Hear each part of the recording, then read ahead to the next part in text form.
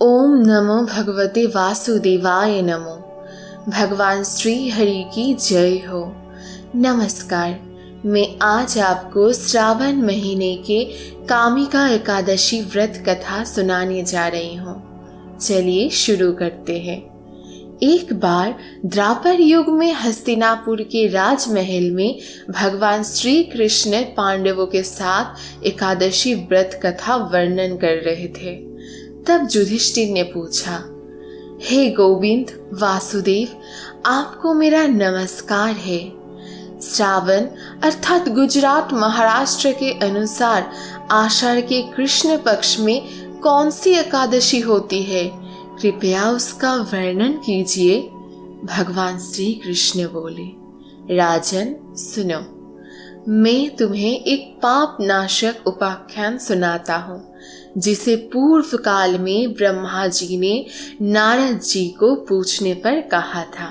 नारद जी ने प्रश्न किया, हे भगवन, हे कमलासन, मैं आपसे ये श्रवण करना चाहता हूँ कि श्रावण की कृष्ण पक्ष में जो एकादशी होती है उसका क्या नाम है, उसके देवता कौन है तथा उससे कौन सा पुण्य होता है। प्रभु, ये सब मुझे कृपा करके बताइए। ब्रह्मा जी ने कहा, नारद सुनो, मैं संपूर्ण लोकों के हित की इच्छा से तुम्हारे प्रश्न का उत्तर दे रहा हूँ। श्रावण मास में जो कृष्ण पक्ष की एकादशी होती है उसका नाम कामिका है। उसके स्मरण मात्र से वाजपेयी यज्ञ का फल मिलता है। उस दिन श्रीधर, हरि, विष्णु, माधव और मधुसूदन आदि नामों से भगवान का पूजन करना चाहिए। भगवान श्री कृष्ण के पूजन से जो फल मिलता है वे गंगा, काशी, नमिषारण्य तथा पुष्कर क्षेत्रों में भी सुलभ नहीं है। सिंह राशि के बृहस्पति होने पर तथा व्यतिपात और दंड योग में गोदावरी स्नान से जिस फल की प्राप्ति होती है वही फल भगवान श्री कृष्ण के पूजन से भी मिलता है। जो समुद्र और वन सहित समूची पृथ्वी का दान करता है तथा जो कामिका एकादशी का व्रत करता है वे दोनों समान फल के भागी माने गए हैं।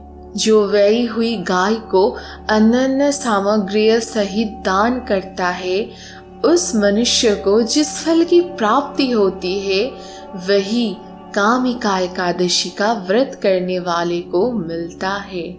जो नरश्रेष्ठ श्रावण मास में भगवान श्रीधर का पूजन करता है उसके द्वारा गंधर्वों और नागों सहित संपूर्ण देवताओं की पूजा हो जाती है।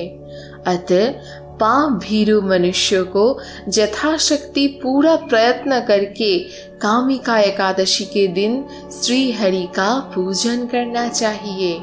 जो पाप रूपी पंख से भरे हुए संसार समुद्र में डूब रहे हैं उनका उद्धार करने के लिए कामिका एकादशी का व्रत सबसे उत्तम है।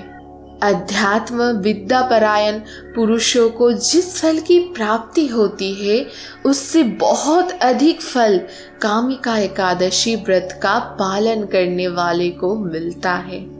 कामिका एकादशी का व्रत करने वाला मनुष्य रात्रि में जागरण करके ना तो कभी भयंकर यमदूत का दर्शन करता है और ना ही कभी दुर्गति में पड़ता है।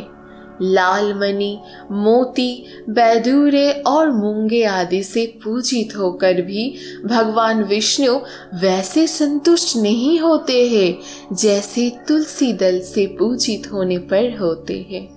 जिसने तुलसी की मंजूरियों से श्री केशव का पूजन कर लिया है उसके जन्म भर का पाप निश्चित रूप से ही नष्ट हो जाता है।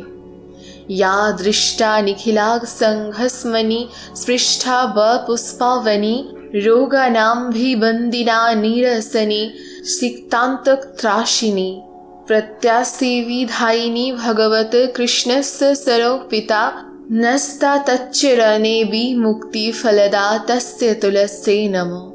जो दर्शन करने पर सारे पाप समुदाय का नाश कर देती है, स्पर्श करने पर शरीर को पवित्र बनाती है, प्रणाम करने पर रोगों का निवारण करती है, जल से सींचने पर जमराज को भी भय पहुंचाती है, आरोपित करने पर भगवान श्री कृष्ण के समीप ले जाती है और भगवान के चरणों में चढ़ाने पर मोक्ष रूपी फल प्रदान करती है, उस तुलसी देवी को नमस्कार है।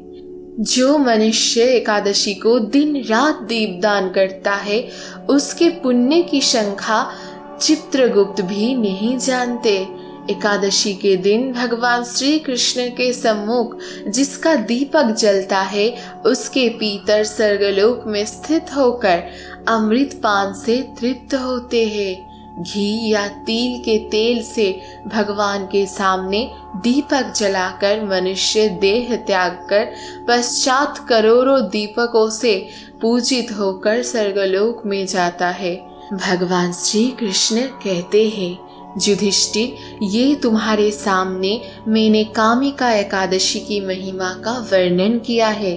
कामिका सब पापों को हरने वाली है, अतः मानवों को इसका व्रत अवश्य करना चाहिए। ये स्वर्गलोक तथा महान पुण्य फल प्रदान करने वाली है। जो मनुष्य श्रद्धा के साथ इसका महत्व श्रवण करता है, वह सब पापों से मुक्त होकर श्री विष्णु लोक को प्राप्त होता है। इसीलिए आप भी कामिका एकादशी का पालन करिए और अपने मित्र, आत्मीय, सज्जन, परिजन को भी कामिका एकादशी पालन करने के लिए उत्सुक करिए। जय श्री कृष्ण। राधे राधे।